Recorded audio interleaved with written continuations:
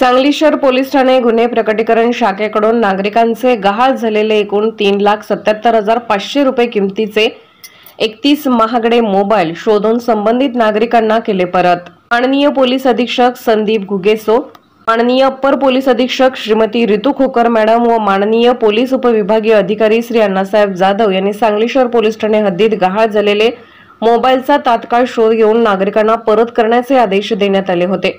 त्याप्रमाणे वरिष्ठ पोलीस निरीक्षक संजय मोरे यांच्या मार्गदर्शनाखाली पुढील प्रमाणे कारवाई केली आहे। सांगली शहर पोलीस ठाण्याचे वरिष्ठ पोलीस निरीक्षक संजय मोरे यांनी पोलीस ठाणे हद्दीत गहाळ झालेले मोबाईल तात्काळ शोध घेण्यासाठी गुन्हे प्रकटीकरण शाखेकडील अधिकारी पोलीस उपनिरीक्षक महादेव पवार तसेच अंमलदार police head constable 440 Sandeep Patil, police head constable 539 Machhindra Barde, police शिपाई 1614 सुमित सूर्यवंशी यांचे पथक तयार करण्यात आले होते। तसेच सांगली शहर पोलीस ठाण्याचे दबंग कामगिरी करणारे सांगली जिल्ह्याचे पोलीस अधीक्षक संदीप घुगेसो साहेबांनी अधिकारी व पोलीस कर्मचारी यांचे कौतुक करून सत्कार करण्यात आला। तसेच त्यानुसार पथकातील police head constable 440 Sandeep Tanaji Patil यांनी मोबाईलची तांत्रिक माहिती प्राप्त करून सखोल तपास करून शोध घेतला असता व मोबाईल शोध युनिटने सांगली शहर पोलीस ठाण्यास दाखल गहाळ तक्रारीपैकी नागरिकांचे एकूण 3,77,500 रुपये किमतीचे 31 महागडे मोबाईल फोन शोधून काढण्यात आले।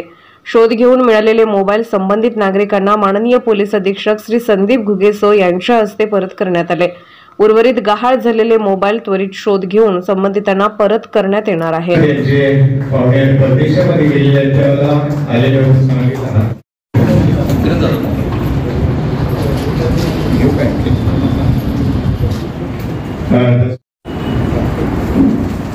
विजय लाड आपल्या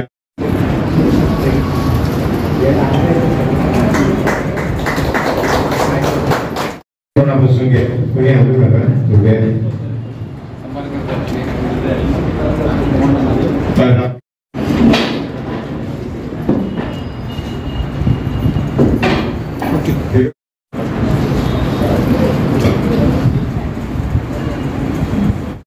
त्यांनी आपल्याला चांगला संदेश दिलेला आहे। मौल्यवान वस्तू आपली सुरक्षित ठेवा, काळजी घ्या, त्या चोरीला जाणार नाही, गहाळ होणार नाही याची दक्षता घ्या।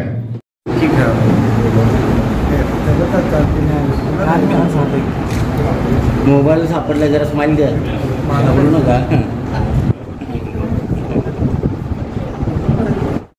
भारतीय विद्यापीठ कॉलेजच्या संचालिका मॅडम देसाई सर यांचा आभार मानतो की तुम्ही हा हॉल पोलीस विभागाकरिता उपलब्ध करून दिला आणि हा कार्यक्रम गहाळ मोबाईल परत करण्याचा जो हा कार्यक्रम आहे तो इथं पार पडतोय। तर याच्यामध्ये यांच्या मेहनतीमुळं हे शक्य झालं। शहर पोलीस स्टेशनचे प्रभारी श्री मोरे साहेब, सायबर पोलीस स्टेशनचे प्रभारी श्री भागवत साहेब, उपविभागीय पोलीस अधिकारी श्री अण्णासाहेब जाधव आणि डीबीचं पथक यांनी खरोखरच खूप चांगली कामगिरी या ठिकाणी पार पाडली आणि गहाळ झालेले हे मोबाईल सर्वांना या ठिकाणी आपण परत करतोय। तर माझं नागरिकांना या ठिकाणी एवढंच आव्हान आहे की आपण मोबाईल असेल, आपलं वॉलेट असेल, याच्या काही किमती गोष्टी आहेत, विशेष करून आता मोटरसायकल एक मोठं आव्हान आता पोलीस दलासमोर पण उभं राहत आहे। मोटरसायकल चोरीचं प्रमाण हे थोडं जास्त आहे आणि जर याचं आपण थोडं विश्लेषण केलं तर बऱ्याच ठिकाणी आपण अनोळखी ठिकाणी मोटरसायकल लावतो, अनअटेंडेड असते आणि जुन्या मोटरसायकलला बऱ्यापैकी डुप्लिकेट चाव्यासुद्धा लागत आहेत आणि दुसरी डुप्लिकेट चावी लावून मोटरसायकल ही चोरीला जाते। माझं सगळ्या नागरिकांना आव्हान आहे की आपण त्या ठिकाणी एकतर लॉक आपलं खराब झालं असेल तर ते कृपया लॉक बदलून घ्या। जसं मोबाईलला आम्ही ट्रॅक करू शकतो, मोटरसायकलही ट्रॅक करायची असेल तर त्यासाठी आम्हाला तुम्ही जर मोटरसायकलला GPS प्रणाली जर लावलेली असेल आणि चोराच्या जर लक्षात नाही आलं आरोपीच्या तर ती मोटरसायकल सहज आम्हाला ट्रॅक करता येईल। त्यामुळे ते GPS कमी खर्चाचं एक चांगलं साधन आहे मोटरसायकल आपली लोकेट करण्यासाठी। तर या सगळ्या गोष्टी आपण टेक्नॉलॉजी स्वतः वापरावी आणि पोलिसांना सुद्धा त्यामध्ये मदत करावी आणि शक्यतोवर आपल्या किमती वस्तू आपण काळजीपूर्वक ठेवाव्यात। यामध्ये मोबाईल बाजारामध्ये घेऊन जात आहे, वरच्या खिशात ठेवत आहे, कुणीतरी काढून घेतो, पडतो, असे प्रकार होतात. त्यामुळे किमती वस्तू आपण एकतर बाजारामध्ये गर्दीच्या ठिकाणी नेताना त्या सांभाळून ठेवाव्यात किंवा नेणं टाळावं. तो एक उपाय त्याच्यावर आहे. आणि जर गेलंच तर मग साधारणतः आपण जो अनुभव घेतला तो अनुभव सगळ्यांनाच घ्यायला मिळेल. त्यामुळं तो अनुभव कुणी घेऊ नका, वस्तू आपल्याला सांभाळून ठेवा. आणि पुन्हा एकदा मी सर्व टीमचं माझ्या कौतुक करतो, त्यांनी अतिशय सुरेख कामगिरी या ठिकाणी पार पाडलेली आहे. धन्यवाद. लांबपुरे. शनिवार बाजारातून माझा मोबाईल हरवला होता. मोबाईल हरवल्यानंतर आपण घाबरलेलो असतोय, आपण थांबवलेलो असतोय. अशा वेळेला काय करायचं काय सुचत नाही. मग पोलीस स्टेशनमध्ये पण जायची माझी पहिलीच वेळ होती. आपण पोलीस स्टेशनमध्ये गेल्यानंतर संदीप पाटील सर यांनी मला खूप धीर दिला आणि काही काळजी करू नका, तुमचा मोबाईल लवकरात लवकर शोधण्याचा आम्ही प्रयत्न करू असं सांगितलं. त्यामुळं आम्हाला खूप धीर आला आणि आमचं टेन्शन खूपसं कमी झालं. त्यानंतरसुद्धा त्याने आम्हाला म्हणले की आम्ही तुम्हाला स्वतःहून फोन करतो, मग तुम्ही या. अशा पद्धतीने त्याने आम्हाला धीर दिला.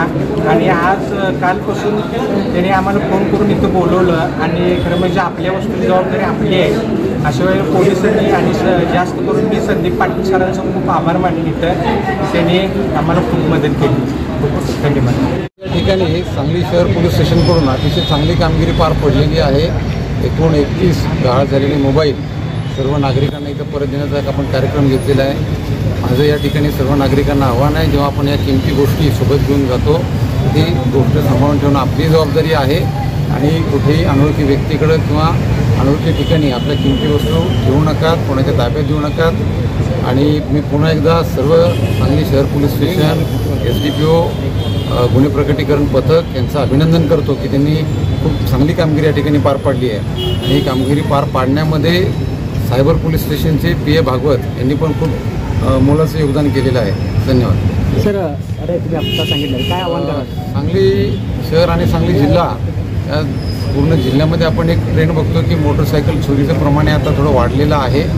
यामागं नागरिकांनी पण दक्ष राहणं गरजेचं आहे. टेक्नॉलॉजीचा वापर करावा आणि पोलीस विभागालाही सहकार्य करावं. आपण जर मोटरसायकलमध्ये GPS यंत्रणा लावलेली असेल तर त्या GPS-मुळे सुद्धा आपल्याला मोटरसायकल ट्रॅक करणं, लोकेट करणं सोपं जाईल.